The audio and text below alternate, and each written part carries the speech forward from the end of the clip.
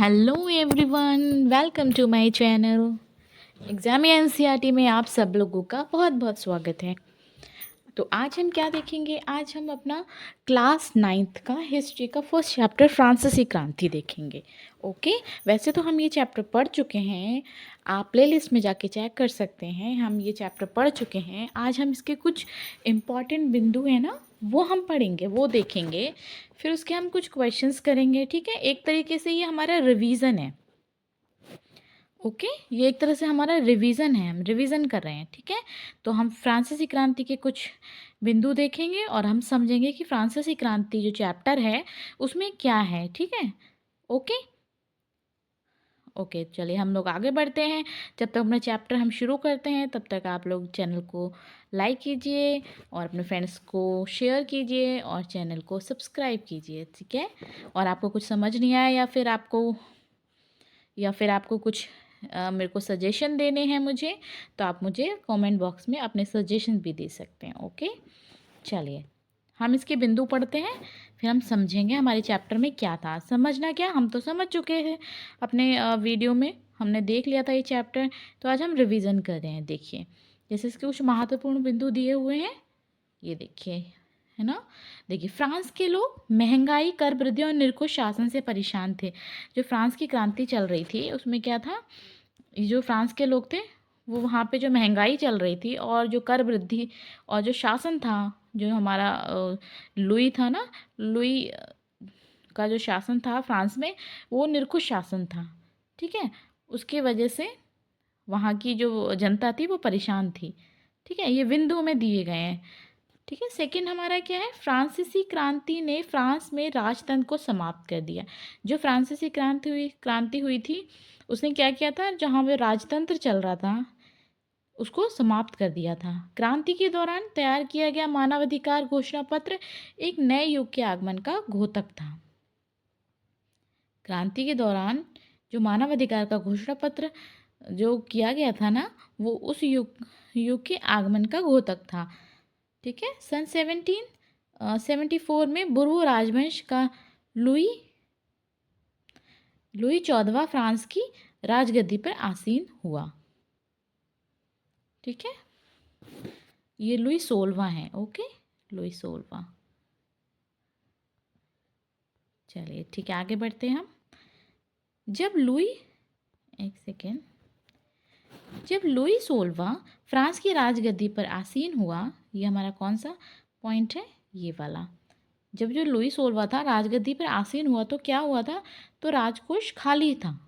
उस टाइम वो राजकोष खाली था जब वो राजा बना था लुई 16। और कई युद्ध के कारण कर्ज के बोझ से दबा था, वो कर्ज के बोझ से दबा हुआ था। ये सब हमारा रिवीजन चल रहा है, आप चैप्टर पढ़ चुके हैं। ठीक है, और जिन्होंने चैप्टर नहीं पढ़ा या नहीं समझा है तो इससे एक क्विक रिवीजन हो जाएगा आपका, आप चैप्टर को समझ जाएंगे और आप अपने क्वेश्चंस को कर सकेंगे।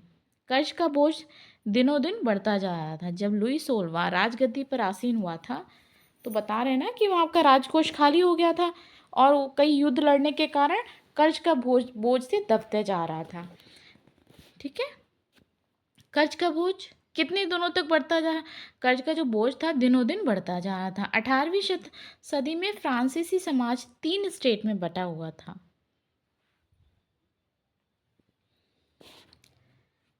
वो 3 स्टेट कौन कौन से थे वो हम देखेंगे।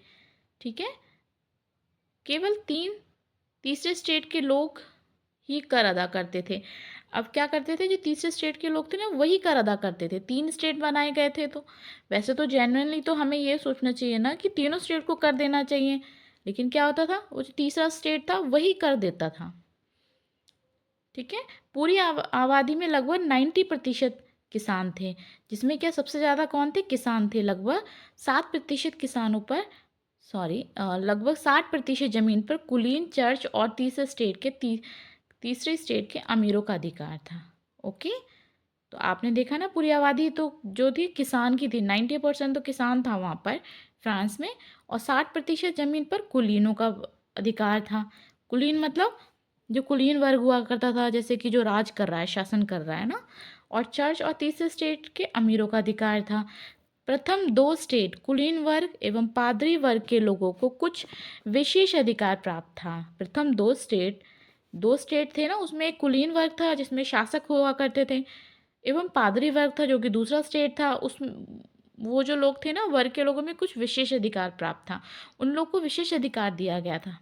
ठीक है, जो कि जनता बहुत ही ज़्यादा उस चीज़ से परेशान थी। ठीक है, अब ऐसा तो नहीं है ना, पूरे हमारा पूरा जो स्टेट है, जैसे ये फ्रांस दिया गया है, सबको बराबर का अधिकार होना चाहिए, जैसे आज टाइम पे सबको बराबर का अधिकार है, हमारे हमारे देशों में होता है। तो इसमें क्या था, इसमें एक वर्ग तो अभी भी है, एक तरह से हम जनता हैं और हमारा शासन करती हमारी सरकार है।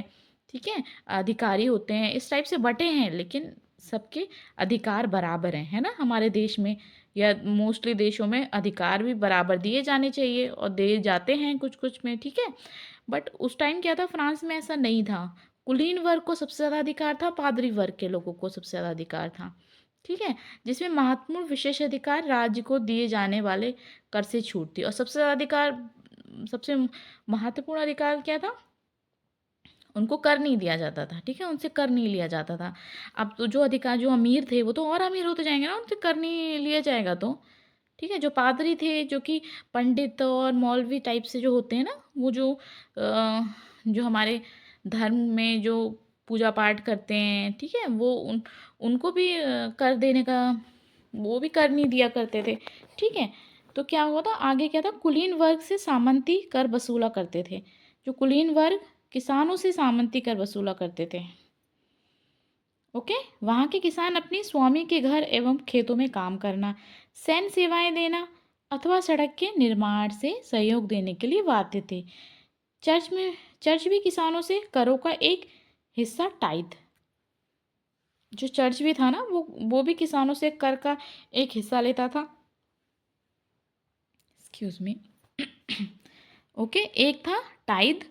जो टाइथ था ना, वो एक प्रकार का धार्मिक कर था, के रूप में वसूलते थे, जबकि उन्हें प्रत्यक्ष कर टाइल भी देना पड़ता था। दो कर दिए गए थे ना इसमें, एक टाइद और टाइल, जो कि आप लोगों को पता है ना, ये टाइद है और एक टाइल है, दोनों में डिफरेंस है। ठीक है, टाइद है द ना, टाइद है ये धार्मिक कर है, टाइल है ये कौन सा कर है, ये प्रत्यक्ष कर बताया जाता है, यानी डायरेक्ट टैक्स हुआ करता था ये एक फ्रांस में।